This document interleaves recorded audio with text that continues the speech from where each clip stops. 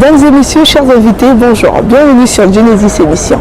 Aujourd'hui, nous allons vous présenter un des piliers de la musique congolaise, un des génies du gospel, qui a commencé dans les Palata Singers, appelés plus tard les Perles, qui a chanté avec les gospels français, des gospels internationaux.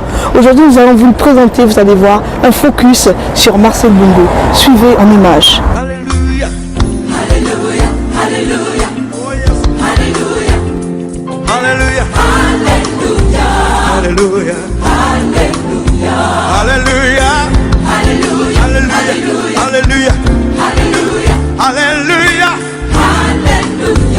Alléluia, Alléluia, Zabelanga, Zabelanga, Zabelanga, Zabelanga, Kombonayo, Kombonayo, Ekumama, Ekumama, Zabelanga, Zabelanga, Zabelanga, Zabelanga, Zabelanga, Kombonayo.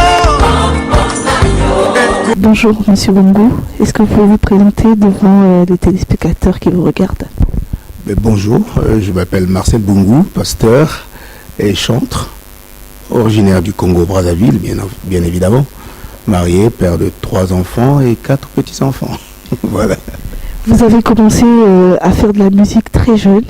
Est-ce que vous pouvez parler un peu de votre enfance dans la musique?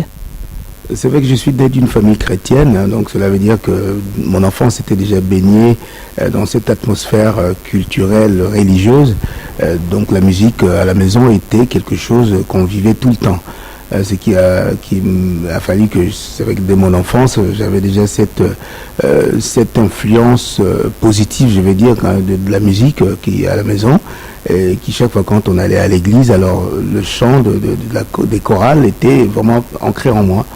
Et c'est après justement une expérience même de mon enfance que j'avais vécu à 9 ans, d'avoir eu une vision de la gloire de Dieu, où j'ai vu les anges qui chantaient et qui louaient Dieu. Alors cela a fait que ça a fait un boom dans mon cœur qui a fait que ça a impacté ma vie et que je me suis vraiment lancé dans la musique comme ça. Et vous avez ensuite créé votre groupe, appelé dans ces temps-là les Perles. Est-ce que vous pouvez parler un peu des Perles? Oui, c'est vrai que après, bon, plusieurs épopées, hein, je me suis retrouvé entre autres à Pointe-Noire et puis à Brazzaville, où j'ai rencontré justement dans des chorales protestantes du Congo, à Brazzaville notamment, j'ai rencontré ces 4 amis qui étaient avec lesquels on faisait partie des groupes, justement des chorales, et on s'est retrouvés ensemble. Donc on a formé ce groupe qui au départ s'appelait les Perles du Congo, et plus tard qui s'est appelé maintenant les Palata, qui est simplement la traduction du nom Les Perles, qu'on a voulu traduire dans notre langue. Et ce groupe justement qui aujourd'hui existe depuis 40 ans, hein, et qui continue encore à tourner. Ouais. Alléluia, Alléluia, Alléluia. Bosingula zatimangiti yimbilanga Mongona zami mono yimbila Yeti yimbila Mpolo swami mono yimbila.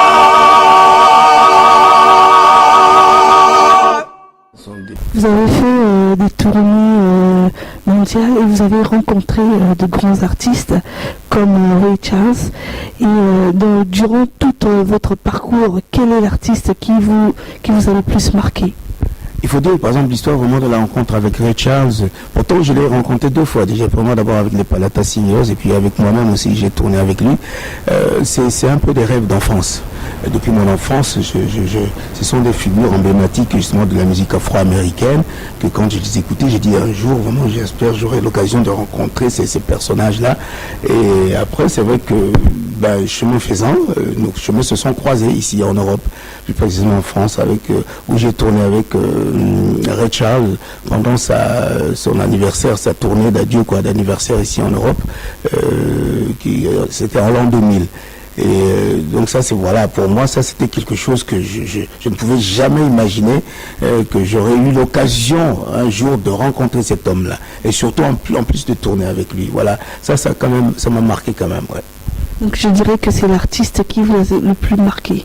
C'est vrai qu'il m'a marqué par son charisme et aussi par son talent, étant donné que ce sont des gens que je connaissais depuis mon enfance, donc c'est vrai que c'est quelque chose qui m'a marqué. Entre autres, j'ai eu aussi des occasions que j'ai rencontré des grands artistes comme le Golden Gate Quartet, qui était un groupe emblématique justement de gospel et de négo spirituel afro-américain. On a eu l'occasion justement de chanter ensemble et puis aussi de partager des scènes avec eux. Et ensuite, vous avez créé des groupes de gospel. Est-ce que vous pouvez parler un peu de ces groupes? Il faut dire que c'est vrai que quand je suis arrivé en France, j'aimais toujours le chant de chorale. Le chant de chorale, d'où l'idée d'avoir créé, comment on appelle, un centre qui s'appelait donc une Temo Gospel. C'est-à-dire c'est un groupe une chorale que j'avais monté, une association, un centre de formation, voilà, que j'avais monté, qui s'appelait donc Temo Gospel, qui était une grande chorale multiculturelle d'ailleurs. Il y avait des blancs, des noirs, enfin des Africains, des Antillais, des Européens, des Américains, des Italiens, il y avait tout le monde dedans. C'est un groupe que j'avais monté ici qui a duré pendant 3 ans et puis je suis passé à autre chose. J'ai monté un autre groupe qui s'appelait The Gospel Move Singers, qui était mon groupe qui tournait avec moi. Et puis voilà, jusqu'à aujourd'hui où je me suis retrouvé ici dans notre église, le Centre du Réveil Chrétien, le CRC, où il y a cette grande chorale Total Praise, qui est donc le fer de lancement de ce ministère ici en France, à Paris. Comment vous arrivez à gérer tout ça entre les Palata Singers et Total Gospel? Il faut dire que c'est vrai que c'est pas facile de gérer tout ça. On essaie de gérer avec le temps, c'est-à-dire il y a des moments, c'est vrai que quand je suis évidemment à Paris, quand je suis à l'église, je suis à l'église, mais quand je suis pas là, je suis en tournée, donc voilà, c'est comme ça, on essaie de voir comment marcher avec tout ça, gérer tout ça. Il y a aussi la vie familiale, on a des enfants, des petits-enfants, et puis aussi il faut s'occuper de la famille et tout ça, c'est pas évident, mais par la grâce de Dieu, on essaie de gérer tout ça, que ça puisse marcher.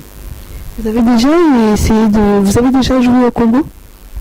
Oui, j'ai déjà joué au Congo. Déjà pendant, c'est vrai que bon, les Palata, on vient du Congo évidemment, mais moi-même j'ai eu l'occasion justement de jouer au Congo. J'ai déjà participé 2 fois au FESPAM, Festival panafricain de musique, et aussi je suis venu avec l'église pour participer à des séminaires, des conférences qu'on a organisées à Brazzaville et à Pointe-Noire.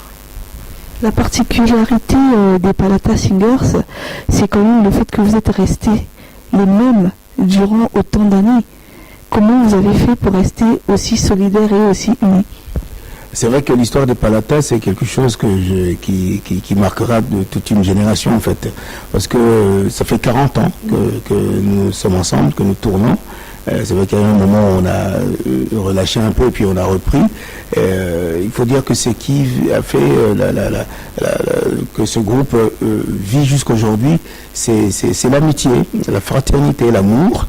Et aussi c'est vrai qu'on vient du même pays, on vient aussi de la même église. Bon, dans le groupe il y a même des liens familiaux qui sont là-dedans. Donc c'est vrai que tout ça, ça fait que ça crée une espèce de soudure qui fait que c'est vrai qu'on est jusqu'aujourd'hui, quoi. On est toujours ensemble.